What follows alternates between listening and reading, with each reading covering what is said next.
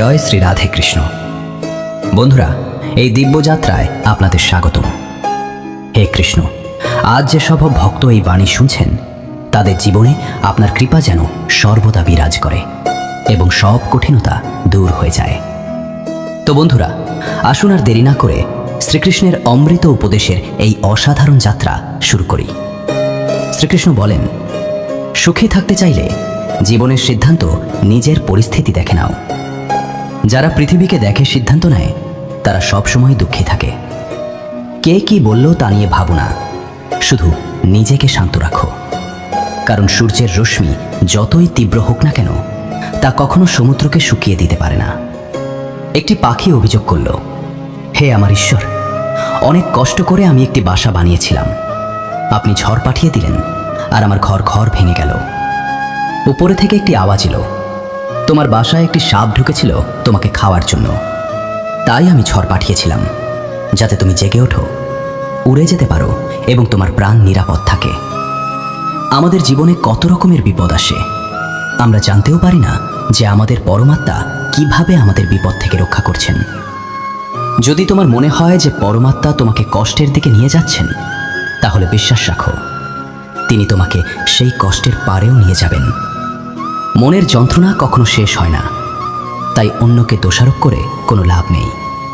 এর সবচেয়ে সহজ উপায় হলো নিজের মনকে ঈশ্বরের কাছে সমর্পণ করে দাও। ঈশ্বরের সঙ্গে যুক্ত হলেই জীবনে সুখ, শান্তি, সংযম, সহনশীলতা, ভালোবাসা, নতুন শক্তি, জীবনের সঠিক পথ এবং সন্তুষ্টির সূচনা হয়ে যায়। আর আমাদের মন কখন যে যন্ত্রণা থেকে মুক্ত হয়ে যায় তা টেরও পাওয়া যায় না। যদি ঈশ্বর তোমাকে বেশি অপেক্ষা করাচ্ছেন, তবে প্রস্তুত থেকো, কারণ তিনি তোমাকে তার থেকেও বেশি দিতে চলেছেন, যতটা তুমি চেয়েছিলে।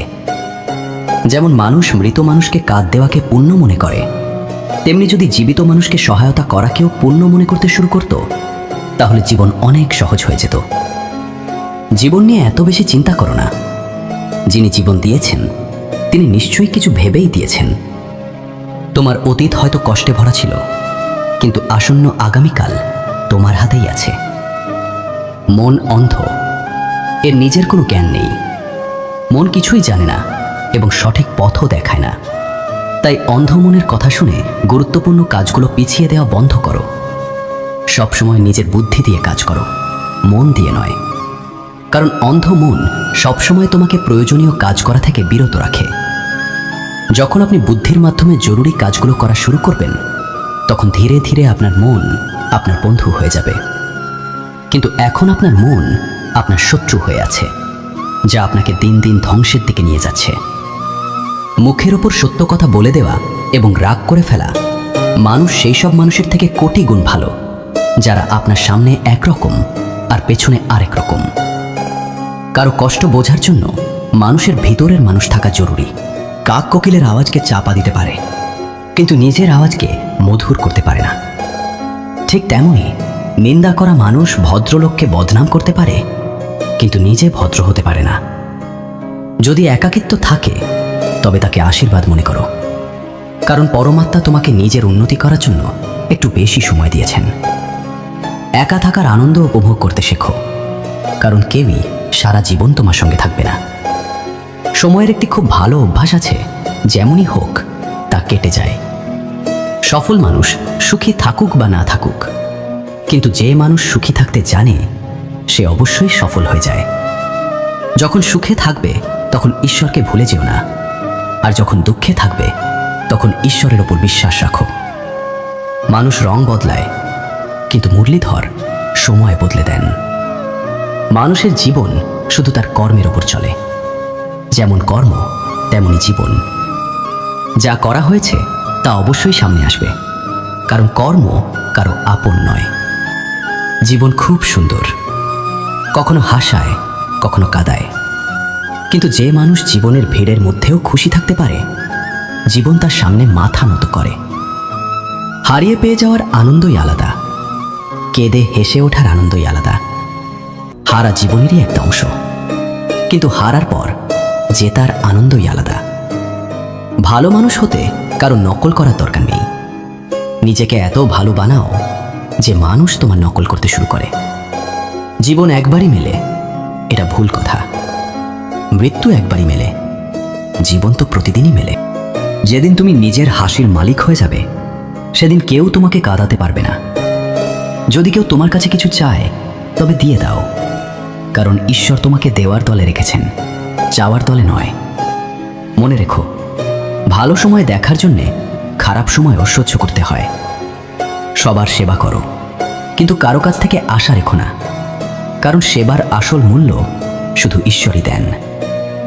সবসময় নিজের দৃষ্টি সেই জিনিসের উপর রাখো যা তুমি পেতে চাও, সেই জিনিসের উপর নয় যা তুমি হারিয়েছ। অন্ন ও জলের চেয়ে বড় দান নেই, আর মা বাবার চেয়ে বড় দেবতা নেই। জীবনের সবচেয়ে বড় গুরুমন্ত্র হল নিজের গোপন কথা কাউকে বলো না। প্রয়োজনের বেশি সম্মান ও সময় দিলে মানুষ তোমাকে তুচ্ছ ভাবতে শুরু করে।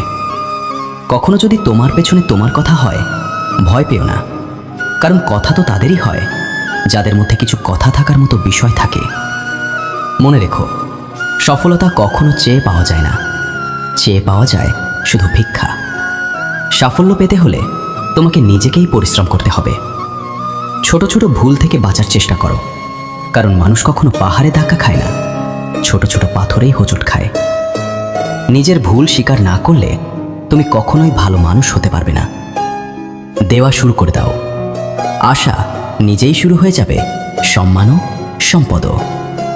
মনে রেখো, অপমানের প্রতিশোধ ঝগড়া করে নয়, সামনে থাকা মানুষের চেয়ে বেশি সফল হয়ে নেওয়া যায়।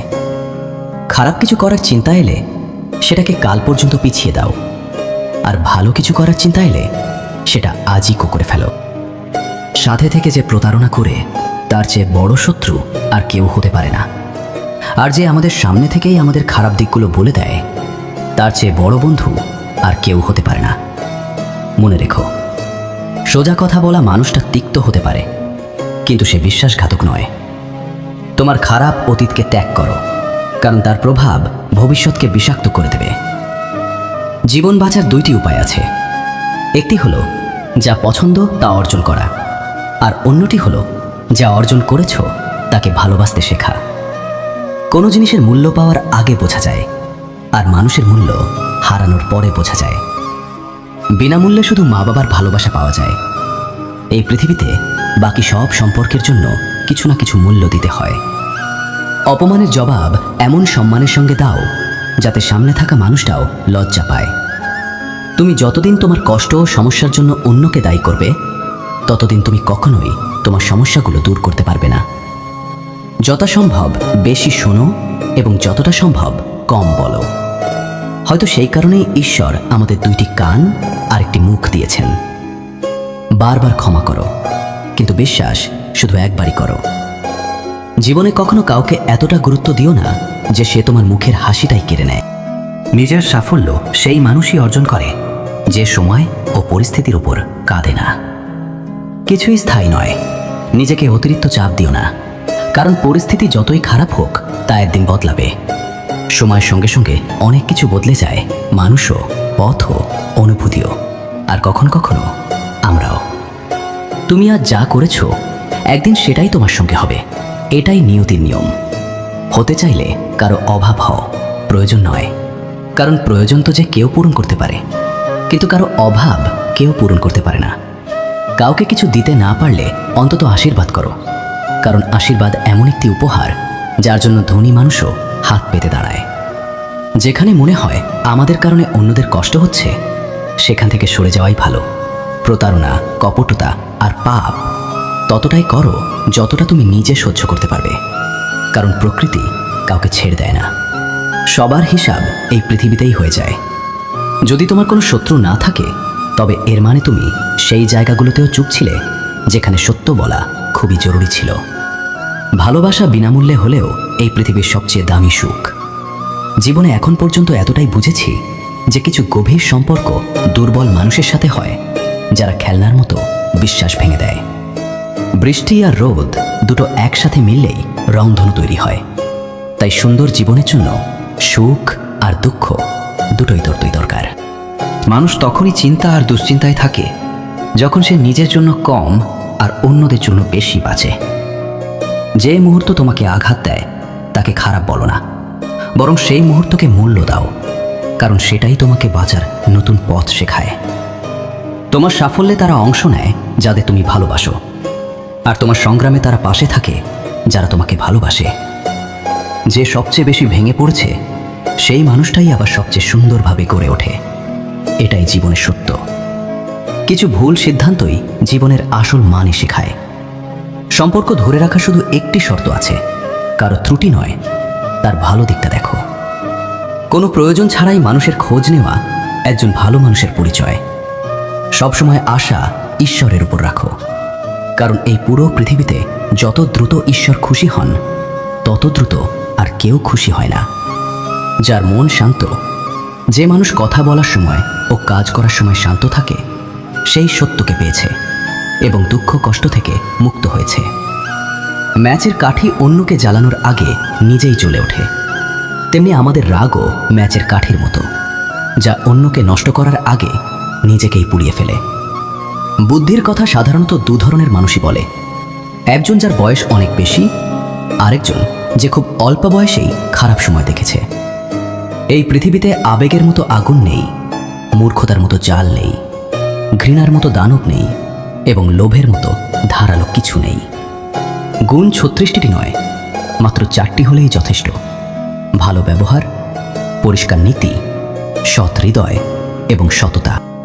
যেদিন তুমি বুঝতে পারবে যে তোমার ছাড়া এই পৃথিবীতে আর কেউ নেই, সেই দিন থেকেই তোমার আসল জীবন শুরু হবে। অতিরিক্ত আশা আকাঙ্ক্ষাকে থামাও, মনের শান্তি আবার ফিরে আসবে। কিছু মানুষ সব সময় হাসতে থাকে, কারণ তারা জানে তাদের কষ্ট বোঝার মতো কেউ নেই। কাউকে মনের কথা বললেও সে হয়তো তা নিয়ে মজা করবে। যে অন্যের অধিকার ও সুখ কেড়ে নেয়, তার সুখের আয়ু খুবই কম হয়। সম্পর্ক টিকিয়ে রাখতে অনেক নম্রতা দরকার। ছল কপট দিয়ে তো শুধু মহাভারত রচনা হয়। সবসময় সেই কাজ করো যা সঠিক, সেটা করো না যা শুধু সহজ। দারিদ্র্য এবং দারিদ্র্য থেকে শেখা শিক্ষা মানুষকে ভিতর থেকে বদলে দিতে বাধ্য করে। যেভাবে তুমি কথা বলো, সেভাবেই অন্যের কথা শুনতেও পছন্দ করো। ঈশ্বরকে তোমার সবচেয়ে কাছের বন্ধু বানিয়ে নাও, কারণ পরমাত্মাই একমাত্র এমন সঙ্গী যিনি তখনও পাশে থাকেন যখন পুরো পৃথিবী আমাদের ছেড়ে যায়। এমন মানুষের সঙ্গে বন্ধুত্ব রাখো যারা তোমাকে আরও ভালো হতে অনুপ্রাণিত করে, যারা তোমাকে নিজের দায়িত্ব মনে করে, তোমার খেয়াল রাখে, তোমাকে আপন মনে করে, তোমাকে নিজের ঘরের মতো অনুভূতি দেয়, তোমাকে সাহায্য করে এবং তোমাকে বোঝে। মৃত্যুর সময় কেউ তোমার কথা কথা শুনবে না। কর্মের গতি নির্ধারণ করবে তোমাকে কোন দিকে টেনে নিয়ে যাওয়া হবে। স্বাস্থ্য সবচেয়ে বড় উপহার, সন্তোষ সবচেয়ে বড় সম্পদ, বিশ্বস্ততা সবচেয়ে বড় সম্পর্ক। তুমি যদি প্রতারণা করো, তবে প্রতারণাই ফিরে পাবে। আজ না হয় কাল, কিন্তু অবশ্যই পাবে। সত্যের পথে জীবন কাটালে প্রতিটি মুহূর্তে শান্তি পাবে। উপবাস কি শুধু অন্যেরই হবে? লোভ, লালসা, ঘৃণা, নিন্দা, ক্রোধ এবং খারাপ চিন্তারও উপবাস হওয়া উচিত। মনের সংকল্প এবং শরীরের পরিশ্রম যদি কোনো কাজে পুরোপুরি লাগানো চায়, তাহলে সাফল্য অবশ্যই আসে। ভাগ্যের দরজায় মাথা ঠোকার চেয়ে কর্মের ঝড় তৈরি করো, দরজা আপনিই খুলে যাবে। ক্রোধের অবস্থায় বিভ্রান্তি জন্ম নেয়, বিভ্রান্তি বুদ্ধিকে নষ্ট করে দেয়। বুদ্ধি নষ্ট হয়ে গেলে মানুষের পতন ঘটে। পানি যদি তার সীমা ছাড়ে তবে ধ্বংস হয়, আর কথা যদি সীমা ছাড়ে তবে সর্বনাশ হয়। কাউকে প্রতারণা করা একটি ঋণ, যা একদিন অন্য কারো হাতে তোমাকে অবশ্যই শোধ করতে হবে। এটি কলিযুগ। সবসময় প্রস্তুত থাকো। আবহাওয়া এবং মানুষ কখন বদলে যাবে তার কোনো নিশ্চয়তা নেই। ভগবান বলেন, তুমি যদি আমার দিকে তাকাও, আমিও তোমার দিকে তাকাবো। তুমি যেভাবে আমাকে স্মরণ করবে, আমি সেভাবেই তোমার কাছে আসব। প্রতিশোধ নেওয়ার কথা ভেবো না, শান্ত হয়ে বসে থাকো। যারা তোমার সাথে খারাপ করেছে, শেষে তাদের সাথেও খারাপই হবে। এই পৃথিবীতে সবচেয়ে মূল্যবান জিনিস হলো সময়, তাই এটাকে নষ্ট করো না, নইলে শেষে অনুতাপ ছাড়া কিছুই থাকবে না। জীবনে নিজেকে কারো সাথে তুলনা করো না। যেমন চাঁদ আর সূর্যের তুলনা করা যায় না, কারণ দুজনেই নিজের সময়ে জ্বলে ওঠে। যদি কোনো কাজ করতে ভয় লাগে, তবে মনে রেখো, এই ভয় প্রমাণ করে তোমার কাজটি সত্যিই সাহসিকতায় ভরা। যাদের স্বপ্ন উঁচু এবং বড় হয় তাদের পরীক্ষাও কঠিন হয়। পাহাড়ের উচ্চতা তোমাকে এগোতে বাধা দেয় না, বরং তোমার জুতোর ভিতরে থাকা ছোট কঙ্করই তোমাকে থামিয়ে দেয়। সেই কঙ্করটা ফেলে দাও। শুধু মৃত মাছই পানির স্রোতে ভেসে যায়। যে মাছের মধ্যে প্রাণ আছে সে নিজের পথ নিজেই তৈরি করে। তোমার সাহসকে বলো না তোমার সমস্যা কত বড়, বরং তোমার সমস্যাকে বলো তোমার সাহস কত বড়। সাহস কত বড়। সফল সে নয় যে নিজের শত্রুদের উপর বিজয় লাভ করে, বরং সফল সেই যে নিজের ইচ্ছাগুলোর উপরও বিজয় লাভ করতে পারে। যদি শুধুমাত্র এই কারণে আপনি আপনার স্বপ্নের উপর কাজ করা বন্ধ করে দেন যে কেউ মনে করে আপনি তা করতে পারবেন না, তাহলে সেটি আপনার স্বপ্ন নয়, সেটি কেবল আপনার একটি ছোট্ট ইচ্ছা। যারা আপনাকে কাছ থেকে চেনে না তাদের কথাকে হৃদয়ে নেবেন না। সামনে এগিয়ে যান এবং কিছু করে দেখান। জীবনে ভালো মানুষের খোঁজ করবেন না, বরং নিজেই ভালো মানুষ হয়ে উঠুন। আপনার সাথে দেখা করে হয়তো কারো খোঁজ পূর্ণ হয়ে যাবে। যদি আপনি উড়তে না পারেন তবে দৌড়ান, যদি দৌড়াতে না পারেন তবে হাঁটুন, যদি হাঁটতেও না পারেন তবে হামাগুড়ি দিন, কিন্তু সবসময় সামনে এগিয়ে যেতে থাকুন। একবার একজন গুরু তার শিষ্যদের জিজ্ঞেস করলেন, তোমরা কি জানো আমাদের ভিতরে একটি বড় যুদ্ধ সবসময় চলতে থাকে? যখন সব শিষ্য চুপ রইল তখন গুরুজি বললেন, আসলে সবচেয়ে বড় লড়াই আমাদের ভিতরে থাকা দুটি নেকড়ের মধ্যে। একটি কালো নেকড়ে যে রাগ, হিংসা, অহংকার, দুঃখ, লোভ, চুরি ও মিথ্যার ভাষা বলে। আরেকটি সাদা নেকড়ে যে আনন্দ, প্রেম, দয়া, চিন্তা এবং সদ্ভাবনার ভাষা বলে। এই লড়াইয়ের শব্দের মধ্যেই আমরা আমাদের মনের যে শান্তি আগে থেকেই আছে তা ভুলে যাই এবং সেটিকে অন্য কোথাও খুঁজতে চেষ্টা করি। গুরু বললেন, আমাদের মধ্যে কেউই এই লড়াইয়ের শব্দ থেকে বাঁচতে পারি না। এই লড়াই আমার ভেতরেও চলছে এবং তোমাদের ভেতরেও চলছে। শিষ্যরা গুরুর কথা মন দিয়ে শুনে জিজ্ঞেস করল, গুরুজি, তাহলে এই লড়াইয়ে জয় কার হবে? গুরুজি বললেন, সেই নেকড়েই জিতবে যাকে তুমি খাওয়াবে। খাওয়ানোর অর্থ হলো আমাদের কাছে মনোযোগ দেওয়ার শক্তি আছে। আমরা যে নেকড়ের কথায় মনোযোগ দেব সেই নেকড়েই বড় এবং শক্তিশালী হয়ে উঠবে। তাই সবসময় রাগের আগে দয়া বেছে নেওয়া উচিত, লোভের আগে উদারতা, চিন্তার আগে শান্তি এবং স্থিরতা, আর হিংসার আগে সদ্ভাবনা বেছে নেওয়া উচিত। এভাবে করতে করতে আমাদের মন নিজে থেকেই আনন্দিত থাকতে শুরু করে। যেমন শরীরকে বিশ্রাম দিলে তা নিজে থেকেই সুস্থ হতে শুরু করে, তেমনি যখন মনকে শব্দ থেকে বিশ্রাম দেওয়া হয় তখন সেটিও ধীরে ধীরে নির্মল হয়ে যায়। তো বন্ধুরা, এই ভিডিওতে আজ এতটুকুই। আশা করি এই ভিডিও থেকে আপনারা অনেক কিছু শেখার সুযোগ পেয়েছেন। আমরা আবার একটি নতুন ভিডিও নিয়ে দেখা করব। ততক্ষণ পর্যন্ত ধন্যবাদ।